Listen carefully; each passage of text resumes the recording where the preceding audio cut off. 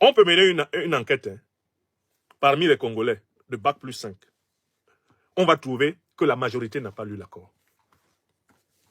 La majorité n'est pas au courant que Tshisekedi a signé ce que Trump est en train de demander à Delcy Rodriguez, Delcy Rodriguez, la présidente intérimaire du Venezuela. Ce que Trump est en train de vouloir l'obliger à signer, c'est ce qu'il a déjà fait signer à... C'est ce qu'il a fait signer à Tshisekedi. L'exploitation des richesses de votre pays sous la supervision des États-Unis. C'est tout. L'accord là, voilà le résumé. L'exploitation des richesses congolaises sous la supervision américaine, avec une préemption des États-Unis sur tout le sous-sol congolais. Voilà l'accord. Et non content d'avoir signé, d'avoir fait signer cet accord infect au président de la République démocratique du Congo, Trump et ses alliés européens laissent le M23 s'emparer du territoire. C'est-à-dire que tout ce qui va rester des richesses du Congo, notamment donc des richesses du Kivu, c'est l'accord. Tshisekedi aura l'accord, Trump aura les richesses, et les Rwandais auront une partie des richesses que Trump a prises pour les États-Unis et les multinationales occidentales, et les Congolais pourront récupérer les miettes. Est-ce qu'en 2026, le son est bon pour mes frères et sœurs congolais et congolaises qui m'écoutent? Est-ce que le son est bon? Vous avez compris? Maintenant, vous avez compris. Je vous parle en Douala. Le Douala qui est une langue issue du grand groupe de langues congolais. Parce que les Douala du Cameroun viennent de l'actuelle République démocratique du Congo à travers la région de Matadi, au Congo. Les Douala disent Osengi Bouam. Est-ce que tu as bien compris?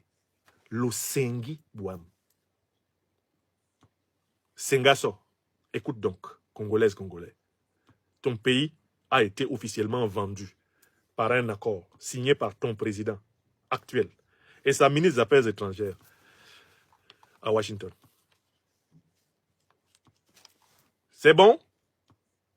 Si ce n'est pas bon et que tu es Congolaise, Congolais, avec un niveau de culture acceptable, va sur Internet, tape Google, texte de l'accord entre le Congo et le Rwanda sous l'égide des États-Unis. Tu tapes la phrase là. L'accord va sortir. Il y a la version en anglais, il y a la version en français. Sur le site officiel américain, le département d'État, Department of States, vous avez les deux versions. Tu lis ça.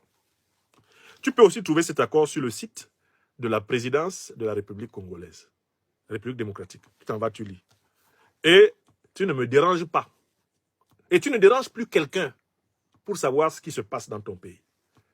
Non seulement il a signé qu'il a vendu le pays, mais on a arraché le pays.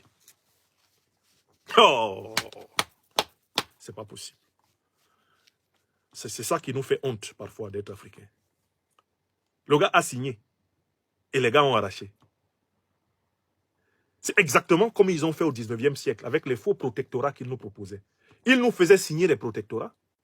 Une fois qu'on les avait signés, ensuite ils arrachaient le territoire.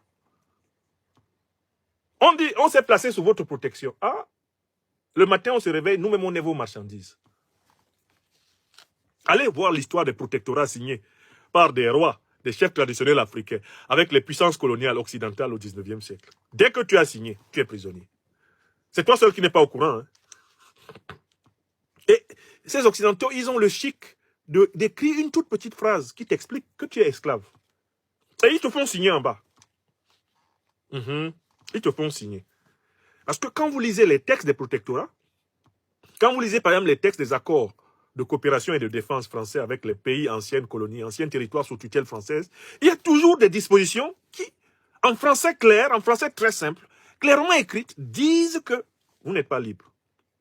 C'est écrit, noir sur blanc. Les lettrés congolais qui ont lu l'accord savent que cet accord est un accord de soumission. C'est un pacte de soumission. C'est un accord de recolonisation économique, politique, militaire. C'est un accord d'inféodation. Et Donald Trump est quelqu'un qui a un défaut, qui est paradoxalement une qualité pour cette époque de l'histoire du monde. C'est qu'il finit par dire tout haut ce que certains pensaient pouvoir cacher tout bas dans les lignes des petits documents diplomatiques. Écoutez comment il parle au Venezuela.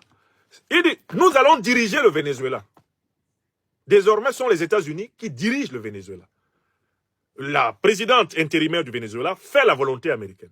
Le pétrole américain, le pétrole vénézuélien appartient. Le pétrole vénézuélien appartient aux États-Unis. Ce sont les États-Unis qui assurent la vente du pétrole. Et il fait même des captures maintenant de navires pétroliers de pays étrangers au motif que ces navires contiendraient du pétrole vénézuélien qui appartient aux États-Unis. Voilà la psychologie de l'homme sous l'égide duquel Tshisekedi prétend avoir trouvé un accord de paix pour le Congo. Oh pitié! Oh pitié! Oh pitié! Pour le peuple congolais en souffrance. Pitié pour l'Afrique. Quand tu n'as pas pitié, quand tu n'as pas honte, il faut avoir au moins pitié. Félix Tshisekedi.